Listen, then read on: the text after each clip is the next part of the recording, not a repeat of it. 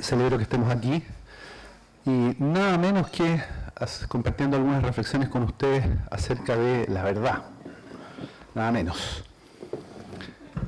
Quiero articular una serie de ideas que comienzo de inmediato a hilvanar, pero voy a hacer una declaración inicial también. Yo soy psicólogo transpersonal. Esa es una corriente, una rama de la psicología que se ha interesado por estudiar la relación que hay entre los fenómenos psicológicos y los espirituales, lo cual es bastante interesante desde varios puntos de vista. Uno de ellos es porque es una de las primeras ramas de la ciencia que ha entrado en el ámbito de lo espiritual. Las relaciones entre la ciencia y la espiritualidad no han sido muy buenas a lo largo de los siglos, pero están habiendo cambios bastante interesantes también en los últimos tiempos y diversas disciplinas científicas se están interesando cada vez más, en tanto ciencias, por diversos fenómenos de tipo espiritual, entre ellos la psicología transpersonal. Y aunque digo que voy a hablar entonces más bien como psicólogo transpersonal acerca de lo que plantean algunas de las grandes tradiciones espirituales y cuál es la relación que puede haber con esta noción de verdad que es el asunto central que nos convoca hoy día, la verdad es que eso no es tan cierto. Creo que voy a hablar derechamente de lo que he podido aprender por una inquietud personal que he tenido desde pequeño acerca de la espiritualidad y el acercamiento que he tenido más bien intelectual respecto a algunas de las grandes tradiciones, pero también personal y vivencial con un par de otras de ellas al menos. De manera que desde ahí voy a decir lo que voy a decir. Se mencionaba por ahí la palabra veritas. Veritas, esta expresión latina que significa verdad. Sin embargo, es interesante saber que en la mitología romana, Veritas era una diosa hija de Saturno, el dios del tiempo, una manera de decir que esa verdad se da en el despliegue de la existencia, y a su vez ella fue la madre de Virtus, fue madre de la virtud, de manera que la virtud parece el comportamiento adecuado, el comportamiento ético, parece estar íntimamente cercano a la verdad. Y hay algo que me parece más interesante aún como psicólogo y en términos estrictamente personales, y es que habitualmente en la mitología romana se representaba a esta diosa, a la diosa verdad, como una hermosa mujer desnuda que yacía en el fondo de un pozo, de manera que el símbolo ya nos muestra algo interesante. Hay numerosas reproducciones de ella en la historia de la pintura, de la escultura, sobre todo en el siglo XIX hubo bastantes reproducciones y generalmente lo que muestran es una hermosa y bella mujer saliendo entonces desde un pozo. Y si lo pensamos desde la psicología tiene mucho sentido. Creo que de verdad no es difícil asociar cómo en la experiencia de un hombre de pronto la verdad se nos aparece bajo la belleza y el encanto y la magia del encuentro amoroso con una mujer, y a la inversa. Y no quiero excluir tampoco otras formas de sexualidad y de encuentro sexual. El amado, la amada, se nos presentan de alguna manera como verdaderos, desde el punto de vista psicológico al menos.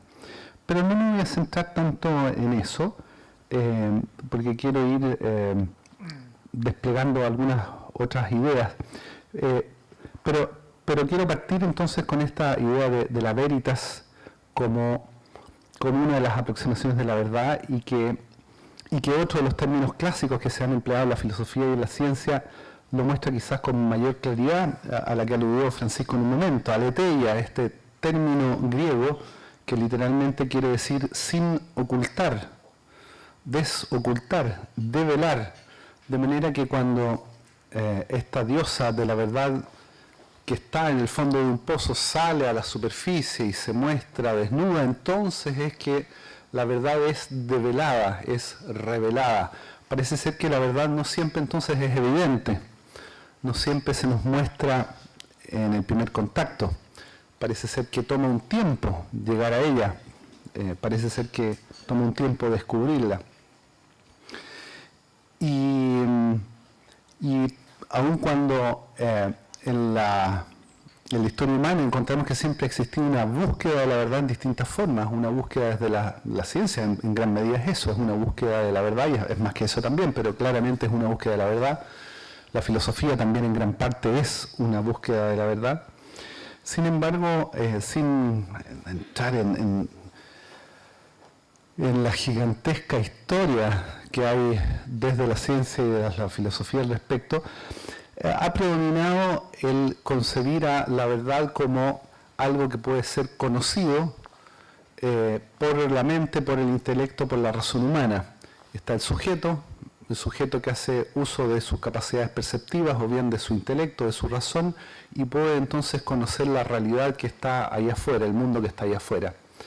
En términos técnicos eso se conoce como realismo, sin entrar ahora a definirlo mucho más, que es la postura que sustenta Marco. Hay distintas formas de realismo, se habla de un realismo ingenuo, que es el que todos tenemos, digamos, en la vida cotidiana vivimos en el mundo del realismo. Yo estoy aquí, ustedes están allá, la taza de té que se está enfriando un poco está aquí delante mío, etc. Hay una serie de refinamientos y sofisticaciones del realismo que llevan entonces a distintas posturas realistas en la ciencia. Sin embargo, yo voy a hablar de otra cosa. Desde la espiritualidad, la verdad, la realidad, el conocimiento empiezan a ser entendidos de maneras completamente distintas. Yo soy el camino, la verdad y la vida. Una de las citas más importantes de los evangelios. Una declaración que es recogida en los evangelios como una declaración verídica que habría hecho concretamente a quien conocemos como Jesús. El camino, la verdad y la vida. Me parece que en esa frase se alude a la fuente original, se alude a la trayectoria y se alude a la culminación. El camino, la verdad y la vida. Da la impresión de que en esa declaración una cosa está identificada con la otra. No parecen ser cosas distintas. Parece ser que el camino es la verdad es parte de la vida verdadera sería eso, vida y verdad, y un camino con mayúsculas sería esas otras dos cosas también. Tal vez no sea así, no pretendo dar la interpretación correcta de lo que haya dicho Jesús, pero nos podemos encontrar esto en la misma teología católica en muchos lugares o en la historia de muchos santos, por solamente dar un ejemplo. Santa Catalina de Siena tiene una declaración que me parece maravillosa también, en que ella dice: el camino al cielo es el cielo. De manera que parece ser que el camino como tal es el camino de la verdad. Se va recorriendo una verdad que es parte de la vida. La verdad entonces no es una noción, no es un concepto como sí lo es en la ciencia y en la filosofía. En las tradiciones espirituales la verdad no es exactamente eso. Usamos la misma palabra, podemos aludir, podemos referirnos a la verdad, pero en último término, como espero que quede más claro con lo que voy a decir, en último término la verdad no es algo que pueda ser dicho por medio de las palabras. Marco recordaba esta célebre también afirmación de Wittgenstein con la que termina su famoso Tractatus lógico-filosóficos, en que dice: de lo que no se puede hablar es mejor callar, es mejor guardar silencio. Y aunque él lo dice desde el ámbito de la filosofía y la lingüística, la verdad es que en términos de las tradiciones espirituales esa es una cuestión clave. Cuando las personas en el ámbito espiritual llegan a tener una conexión con la verdad, la experiencia habitual es que guarden silencio. Sobre eso no se puede hablar. Es una experiencia que está más allá de las palabras. Se podrá aludir con palabras a ella, pero no puede ser dicha, no se puede dar cuenta de ellas ni con palabras ni con conceptos. Me parece extraordinariamente revelador y una de las cosas tal vez más importantes de lo que quiero decir ahora es esto que voy a decir enseguida. Me parece extraordinariamente revelador que una de las cumbres de la teología cristiana, católica, Santo Tomás de Aquino, hacia el final de su vida, 4 meses antes de morir, luego de haber escrito no solo una cantidad gigantesca de obras, sino que varias de ellas son consideradas las cumbres y las obras más importantes de la teología católica. Luego de haber tenido varias experiencias espirituales importantes, 4 meses antes de morir, tuvo una que fue la más importante de todas, de la cual lamentablemente no escribió nada, no dijo nada, no aludió a nada, salvo una breve declaración en la que dijo: se me han revelado tales secretos que todo lo que he escrito hasta ahora me parece paja. 4 meses antes de morir. De manera que una cosa es pensar acerca de la verdad, una cosa es buscarla desde la ciencia, desde la filosofía, desde el intelecto, y otra cosa es tener una experiencia de lo verdadero en el plano de lo espiritual, en el mundo espiritual, que es un mundo que se cruza con el nuestro, nos dicen las tradiciones espirituales, pero en cierto sentido no es el mismo que el nuestro, no es el mismo que experimentamos cotidianamente, es y no es. Mientras lo vivimos cotidianamente no es. Cuando se tiene esa experiencia radical de la verdad, el mundo cotidiano también es parte de la verdad. También es parte entonces de una dimensión espiritual. Pero eso ocurre una vez que se ha tenido la experiencia, no antes.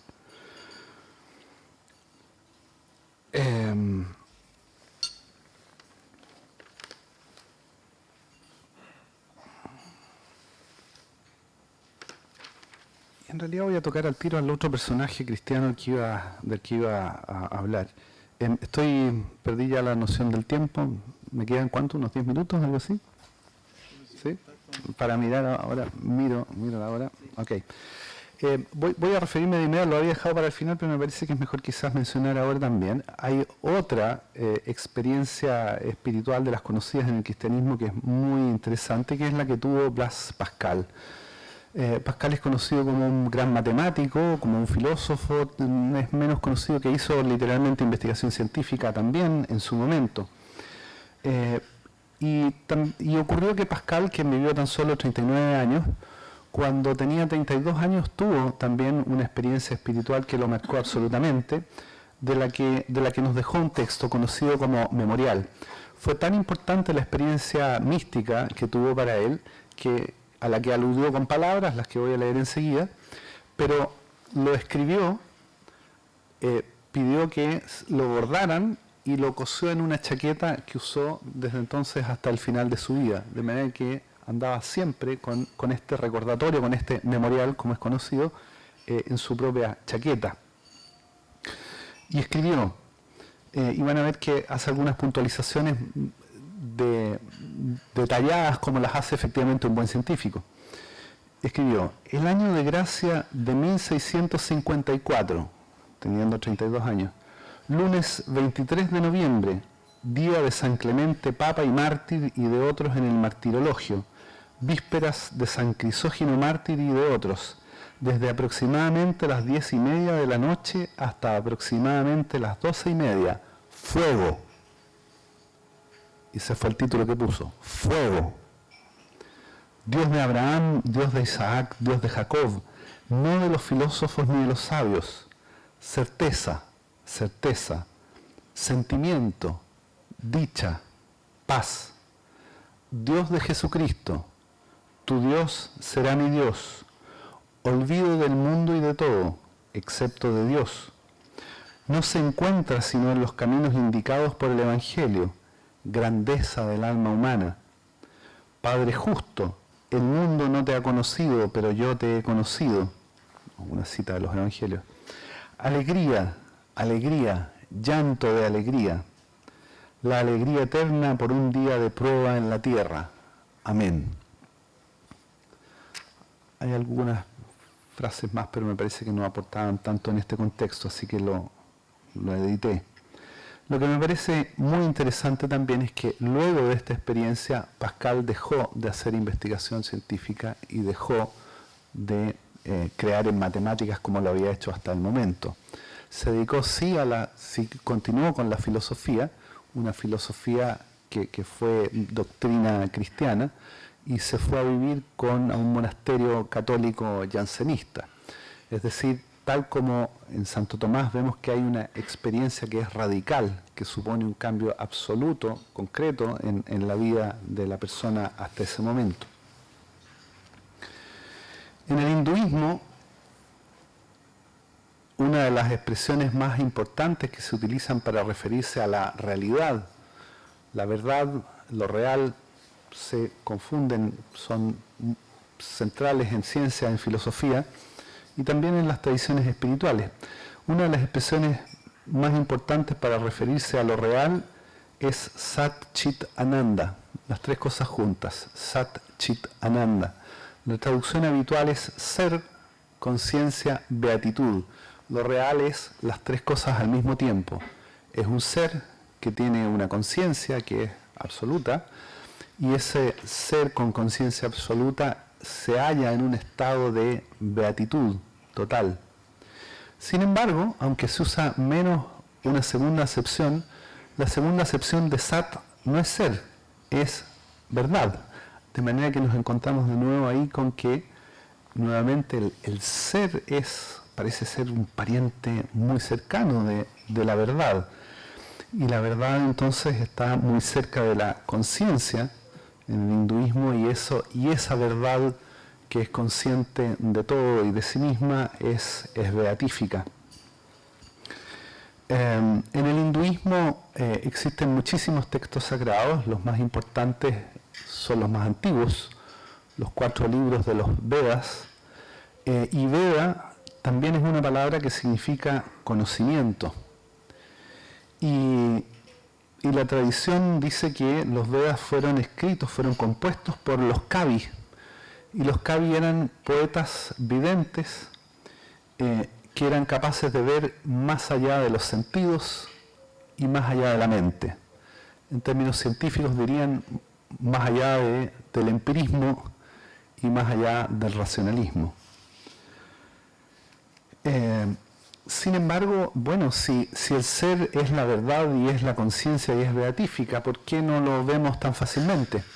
Porque en el hinduismo, como en las otras grandes tradiciones espirituales también, en casi todas, está la comprensión, está la enseñanza de que vivimos en el mundo de un modo en que también está presente, tiene que estar presente lo que en el hinduismo se llama avidya, que es la ignorancia, que no es una ignorancia de información o de conocimientos, en fin, de la enseñanza básica o media o universitaria, sino que es una radical ignorancia que parte de creer que vivimos en un mundo dual, cuando en verdad lo que sostienen las distintas variantes de la mayoría de las grandes tradiciones es que vivimos en un mundo, que el mundo realmente es no dual, es decir, no hay separación entre nosotros y lo divino, por decirlo derechamente con el lenguaje propio de las tradiciones. Sin embargo, aunque realmente no hay una separación, nos vivimos como separados.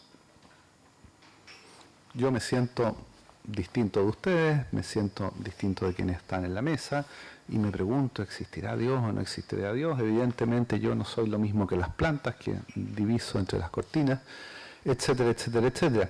Sin embargo, cuando cae el velo de la ignorancia, cuando desaparece avidya, lo que las personas comprenden, lo que han llegado a comprender los grandes santos, los grandes maestros, es que no estamos realmente separados. Es lo que en el hinduismo se llama maya. La sensación cotidiana que tenemos de que existen 6.000, 7.000 millones de seres humanos y 10.000 cosas, en realidad es una ilusión, no es un hecho real. El mundo se nos muestra como múltiple, pero hay una unidad subyacente. La multiplicidad es aparente, no es verdadera. De manera que lo que parece dual no lo es. Lo experimentamos, lo vivimos como dual sin que realmente lo sea. De manera que cuando desaparece avidya, desaparece la ignorancia, podemos tener la experiencia directa entonces de Sat Chit Ananda, y que el nombre más sencillo en que se lo menciona también más directo en la tradición hindú es Brahman. Brahman, que es Dios, el único Dios que existe del cual brota todo, y que es uno, que es verdadero y que es real. Porque también esos tres términos aparecen una y otra vez en las grandes tradiciones. Lo real es lo verdadero y lo verdadero es la unidad. No hay la multiplicidad aparente.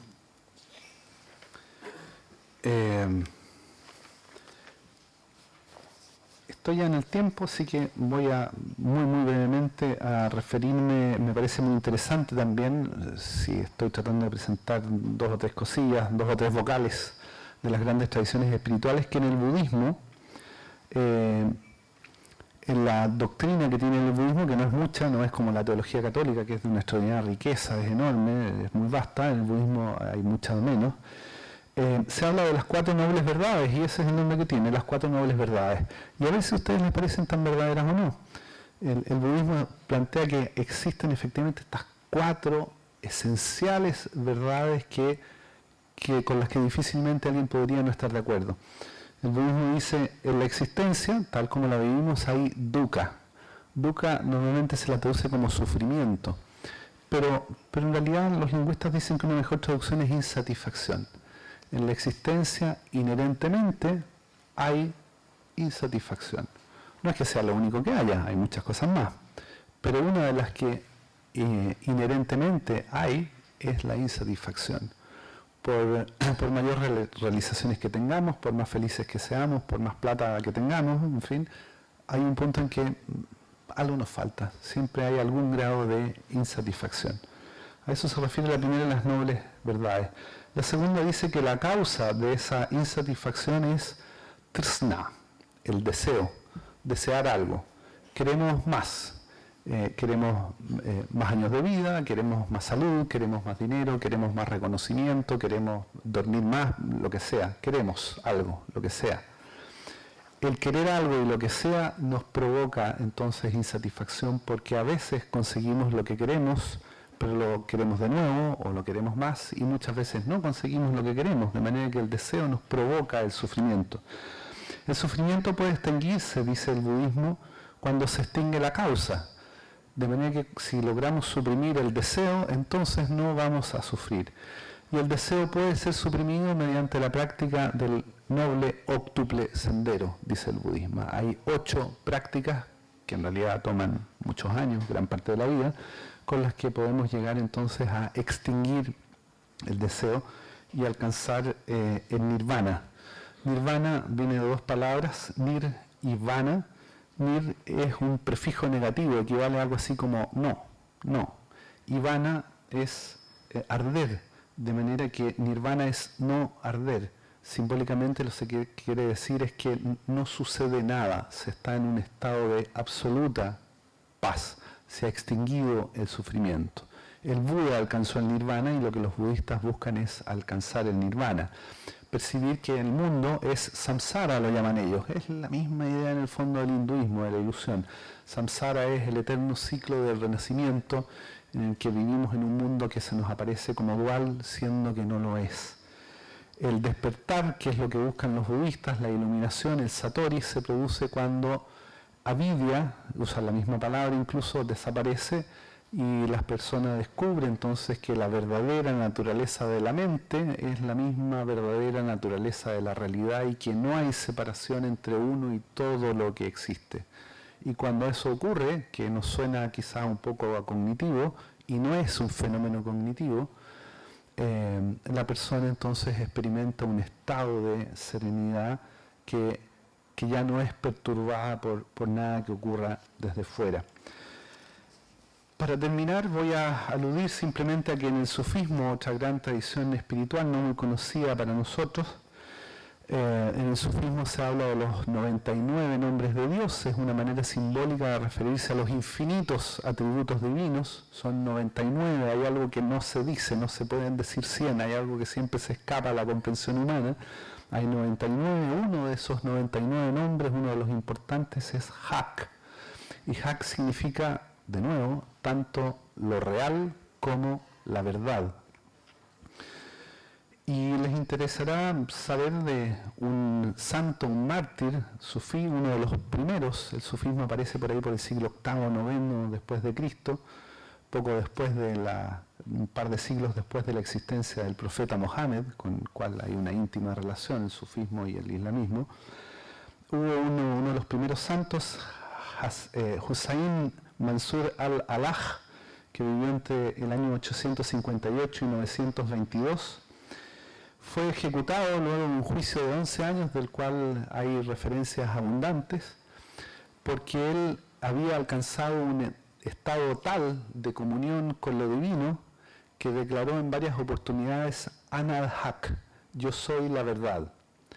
Y en el juicio entonces lo juzgaron porque creían que él se estaba atribuyendo a él el ser Dios encapsulado en la piel, cuando lo que él estaba diciendo en términos sufíes, no puedo extenderme en esto, estaba diciendo me he vaciado de mi yo personal, de mi identidad personal, y me he conectado radical y absolutamente con lo divino. Pero esa declaración le costó la vida y es muy interesante saber que se le pidió numerosas veces que se retractara y no lo quiso hacer. Y resulta interesante saber también que cuando fue llevado al cadalso y lo trataron bastante mal, lo golpearon, literalmente lo torturaron, lo quemaron y lo decapitaron, o sea realmente se ensañaron. Él sabía que iba a ocurrir todo eso y esperaba anhelante en el momento en que el último velo que lo podía quizás separar de Dios iba a desaparecer por completo en el momento en que muriera, y le dio su bendición y su perdón a sus verdugos. Bueno, estoy en la hora, así que no voy a decir más cosas, salvo que, volviendo al principio, si en ciencia y en filosofía se trata fundamentalmente de conocer, aproximarse a la verdad y a la realidad, desde las tradiciones espirituales se trata más bien de, mediante prácticas, mediante trabajos espirituales, se trata más bien de estar en la verdad o incluso de llegar a ser en la verdad, que fue la experiencia que tuvo, entre otros, pero lo interesante es Hussain al-Alaj. Bien, gracias.